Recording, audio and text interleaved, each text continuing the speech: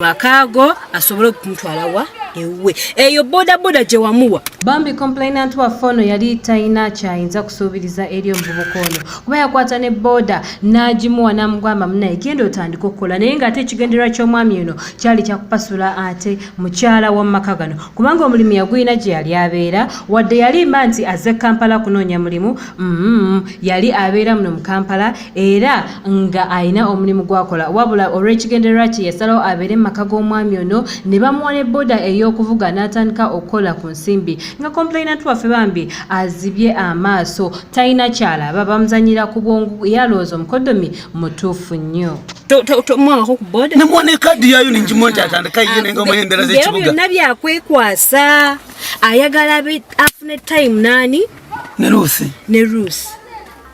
naye nga si baluganda omulimu ayina bulungi nnyo yalaze ku kibuga n'okola ensobi n'omukiriza okubeera mu makaago n'abeera ng'abeera ne Ruth 24/7 sakola nsobi kyali kisa nalima nti nyamba bewa omukazi ono yasooka complaining emabega musiyamba abantu bewaabwe sibafaako ebintu ebityo nemugamba tofaayo nagamba nti olaba ne Moses waliyo wamusuubiza omufunira omulimu era n'okujja kuno kujja Kampala nali mbimanyi buli kimu kyonna kakati nno Moses alina omulimu gwakola okiwulira era boda gye wamuwa yali yeekwasa bwekwasa ajja afune time emala ne Ruth amupasule ewuwo so abantu bano si baluganda era beyagala kati amazima ge wali weetaga geego naye kati guno omusango nguteeka ku bazadde bana bampa omukazi ne banyanjula ebintu ebitali ebyebifu singa nammanya ekintu oyo omwana nalibadde mwene ndisana mutadde waka nabeera mu maka gange kitegeera wona wekubanga mukwano tosobola kukola ekintu ekino n'okwata omusajja muno n'omuleka ewaka n'onyana mutawo kati ffe tukola emirimu gya safaari juzi mbadde malaba tugenda ebusia tusulayo eyo tumaze okugenda Zimbabwe ntubeereyo nga tukule wiiki namba n'obeera nga ekyamundekesa ewaka kumanti noyemba nga ndiwo tuli ku mulimu abereke waka n'omukyala ekangerimu omusajja tesobola kuyisibwamu amaaso omuntu noba nga alumbyeko ewaka oli asobola kubogola nga omanyire eddoboozi y'omusajja n'oguma nimbere ninguma kyonga mutufu my goodness kiki kino kyendaba kyekyo so Ruth mukyalawo olimba gyetuvudde tewaninkuza bino byonna singa yali mulala Ruth nga omwana twayingira mu kibuga Kampala nga tulina ke tulina nze ne Ruth nitulwane ntano tujanga tukola mpola nga tunda mawogo makubu mpola tetenkanya paka kumbere eno gye tuliko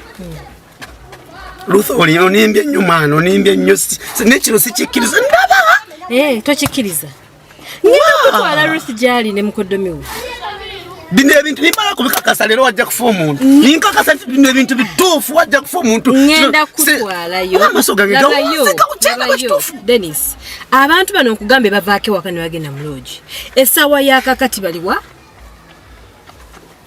mu lodge ngenda kutwalayo kyogezako kuŋŋamba kati Ruth alina Moses mu lodge muganda we bakimanyi nti kati oli waka toli safari zo zogendako tebasobola kukola bikolwa ebyo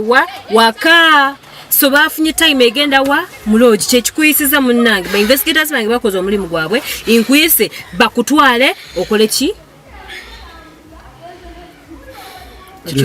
kino si kirabanga nakola kiraba na Moses ogenda kati beerabirako era my god mukuba kulede mu family olaba nagenda wasono muwala Ruth nga mama otalina nju akanga tebalina nju nga bali mu kayumba negendi mu kyalo labe ennyumba gye nabazimbira mu kyalo olabe ennyumba gye basulamu saza wange ne olabe embeera gye balimu muzeyi we waawe yali namugulira akagaali atambulira ku gaali mu kyalo nga omanya embeera z'ekyalo yali ate mutuufu Ruth yani ntuusa ku kintu kino ddala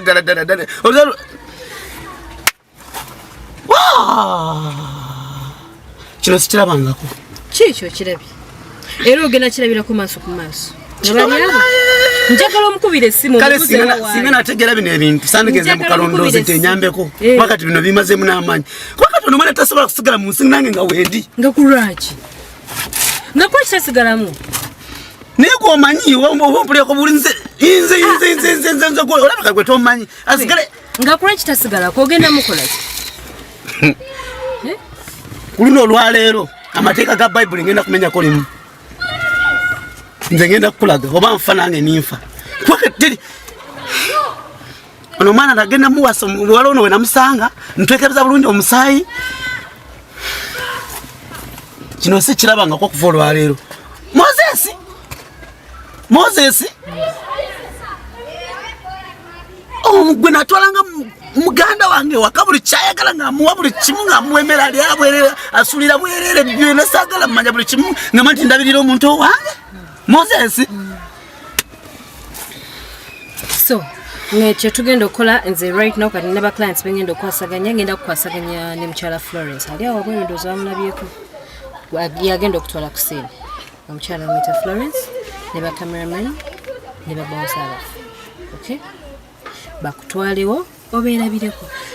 naye kati kamusolooza kati olundooza ngenze neetegesa okutta omuntu kubanga nze webasangira bwe nti nimbalabako obulabe olabika gwompulira buwulizi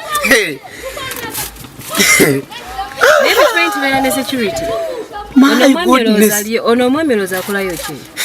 nze nga n'atabusesa agambanya bya security omanyi oba ompulira buwulizi gwe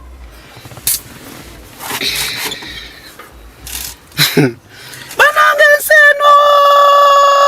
enseno si nnyangu. Imagine Moses singa kintu ekyo nsanze nga kiriko nibba wange nze okugenda mu Kalondozi okujja mu Kalondozi ntubanyambe naye n'abantu be nali nsuubira mikwano gyange benkola nabo banibazi bange nga kwegamba nga sekakasa kuba mukazi wange oyo Ruth kuvalora musaye si mukazi mubi n'omulaba nawe ndowooza omulaba ekitinzibwa ekya si mukazi mubi Ruth nina ali just nja mbize ku ngambo z'abantu bye bangamba nze nga mpule ngamba kamuteke kamulondole ntegeere ddala bakituufu naye mutuufu kino sikirabangako kino Moses sikyasobola kuweza wiki nga nkyali ku nsi ojajuuze